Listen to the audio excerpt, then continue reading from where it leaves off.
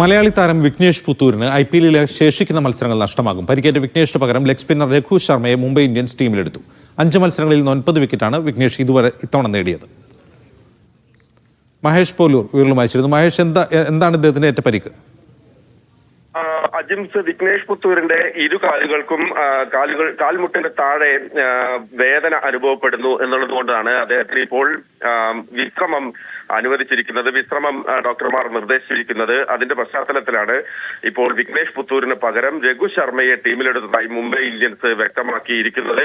വിഘ്നേഷ് പുത്തൂർ ടീമിനൊപ്പം തന്നെ തുടരും. അദ്ദേഹം കളിക്കളത്തിലുണ്ടാകില്ല. ടീമിന്റെ ഭാഗമായി ടീം ഡോക്ടർമാർ അദ്ദേഹത്തെ പരിശോധിക്കും. അദ്ദേഹത്തിന് വേണ്ട വിദഗ്ധ ചികിത്സ നൽകുകയും ചെയ്യും. അതായത് ഇരു കാൽമുട്ടുകൾക്കും താഴ്ഭാഗത്ത് അദ്ദേഹത്തിന് അസ്ഥിയിൽ വേദന അനുഭവപ്പെടുന്നു എന്നുള്ളതാണ് ഇപ്പോൾ മുംബൈ ഇന്ത്യൻസിന്റെ വാർത്താക്കുറിപ്പിൽ തന്നെ പറയുന്നത്.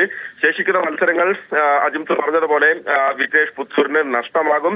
മലയാളികളെ സംബന്ധിച്ചിടത്തോളം ഒരു വലിയ സങ്കടമുള്ള ഒരു കാര്യം തന്നെയാണ്. കാരണം അരങ്ങേറ്റ മത്സരത്തിൽ 3 വിക്കറ്റുകൾ നേടി ഞെട്ടിച്ച താരമാണ് വിഘ്നേഷ് പുത്തൂർ എന്ന് പറയുന്നത്.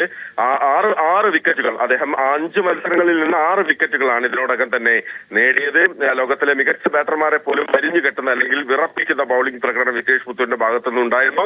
മുംബൈയെ സംബന്ധിച്ചിടത്തോളം മുന്നോട്ടുള്ള മത്സരങ്ങളിൽ വിഘ്നേഷിന്റെ സാന്നിധ്യം ആവശ്യവുമായിരുന്നു. പക്ഷെ അതിനിടയിലാണ് ഇപ്പോൾ പരിക്ക് പറ്റിയിരിക്കുന്നത്. എന്നാലും വിഘ്നേഷ് ടീമിനൊപ്പം തുടരും. അടുത്ത സീസണിൽ മാത്രമാകും IPLിൽ ഇനി വിഘ്നേഷ് പുത്തൂരിനെ കളത്തിൽ നമുക്ക് കാണാൻ സാധിക്കുക. രഘു ശർമ്മയാണ് പകരം വന്നിരിക്കുന്ന ബൌളർ. അദ്ദേഹം പഞ്ചാബിൽ നിന്നുള്ള ലെഗ് സ്പിന്നറാണ്.